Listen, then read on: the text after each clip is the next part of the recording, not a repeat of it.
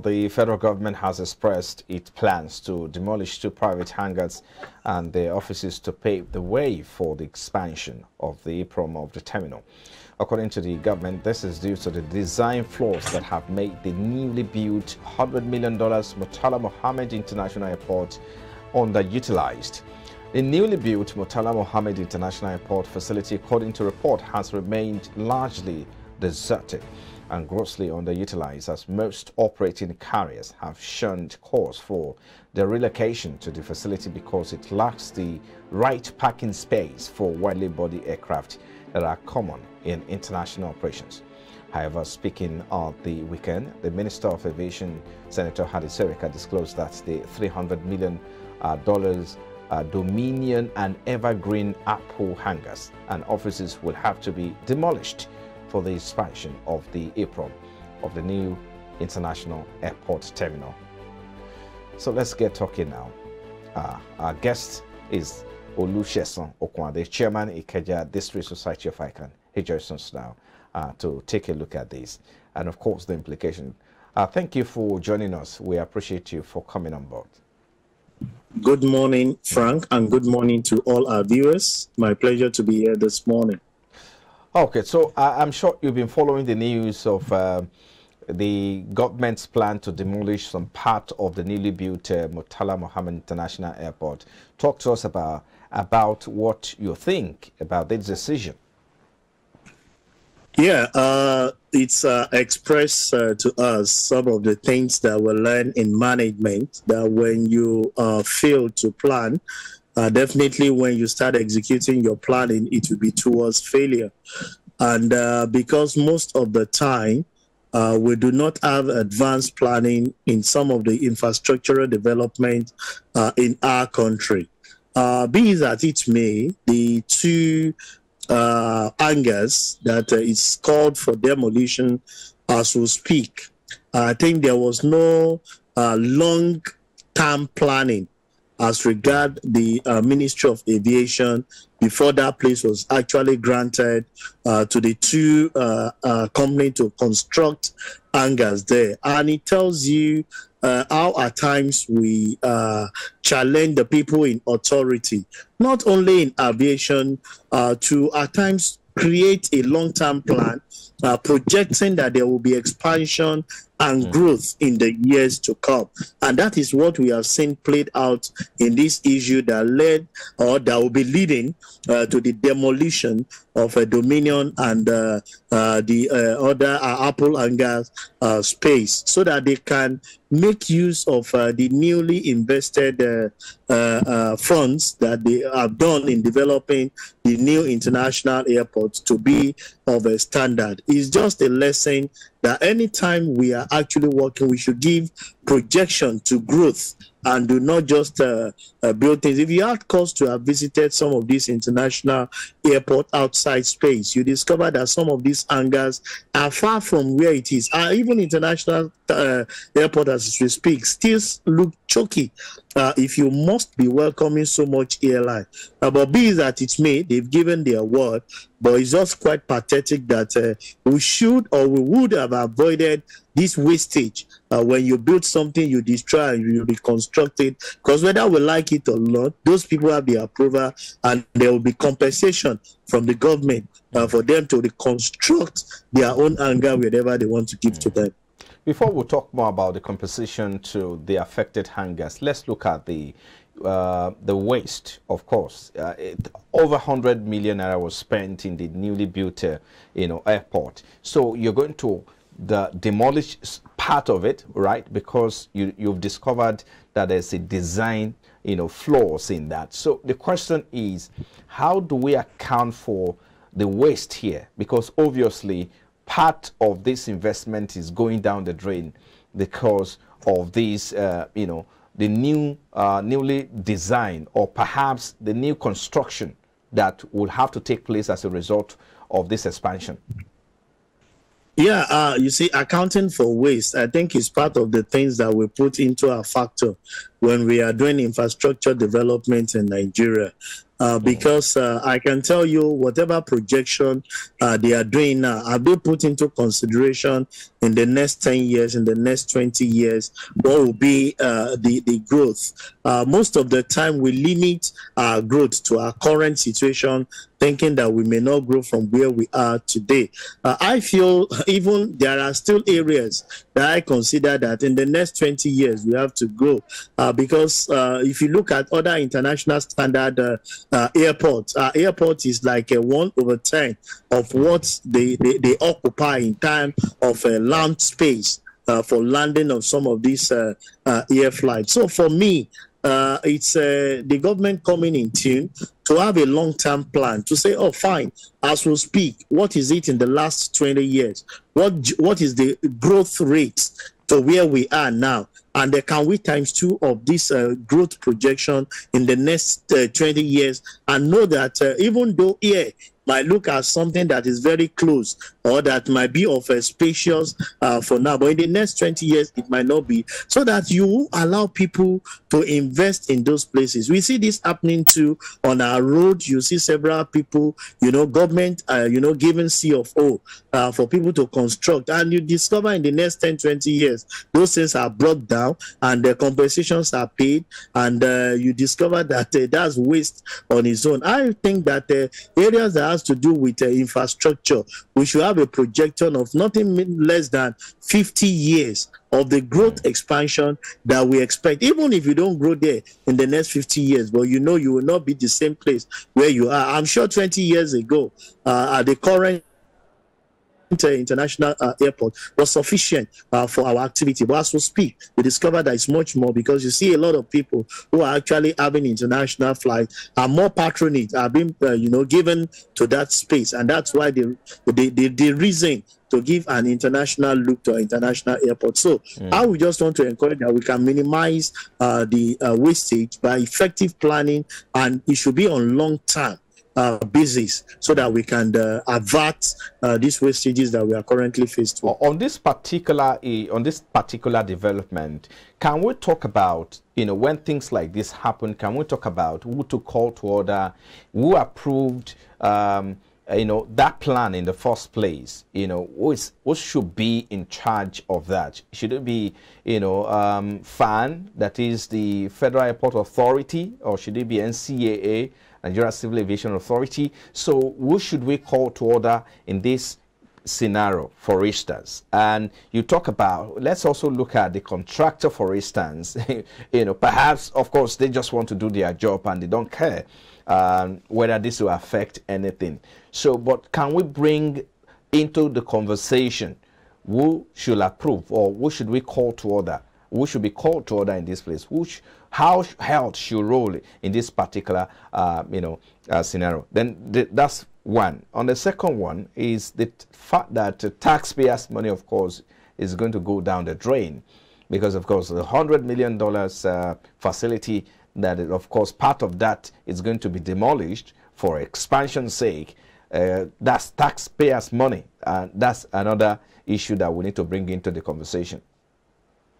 Yeah, Frank, I won't want to trade blame at this particular point. You see, there is synergy with all these parastatals in the aviation industry.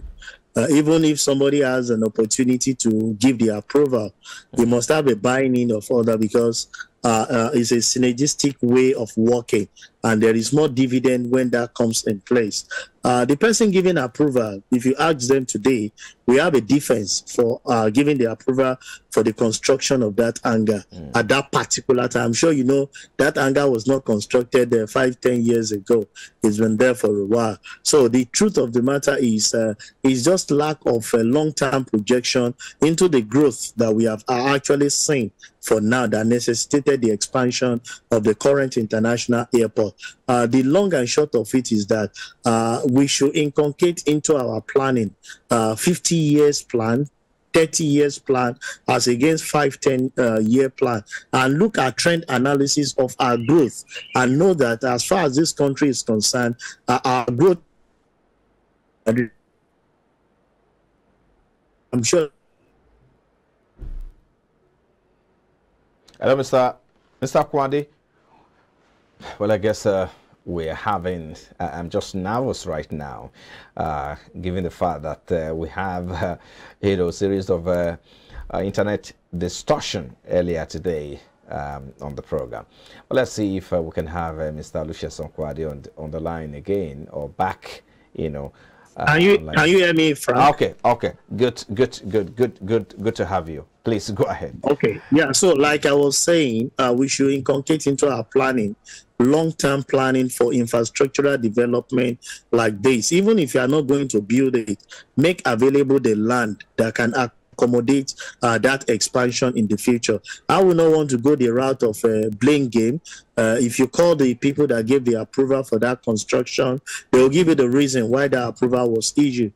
But what this has lacked is that they never projected the growth that we are seeing in the aviation industry. And I think that's the area we just have to look into critically so that we can avert it. Let's talk about the compensation now. If the two facilities that will be affected, it's estimated to be around $300 million. So it means that they have to be compensated. One is Dominion hangar, and you also have another one. Of course, the Dominion hangar belongs to that of the Living Faith Church Worldwide, and Evergreen Apple, owned by a former Director General of the Nigerian Civil Aviation Authority. So it's estimated to be around $300 million. So who's going to bear this cost? Definitely is the government, if they have all their documentation intact, because they did not just construct there without having an approval of the government. So if government has approved the construction therein, they bear the cost, but there might be negotiation on the part of the owners and the government to see how we can have a win-win thing. But if you have to pick it up, if there was documentation on the approval for the construction and monitoring of that hangar, definitely the government bear the loss of compensating them with the amount as specified. And I'm sure at times when this compensation comes, it's at the prevailing market rate that you might have some of those things pay back. That's why we have the opinion that when things like this happen and we have a future projection, you can always meet the growth, not the growth meeting you and choking you up. So it's the government that bear the loss in compensating them if all the documentation expected are intact by the owner of the hangars.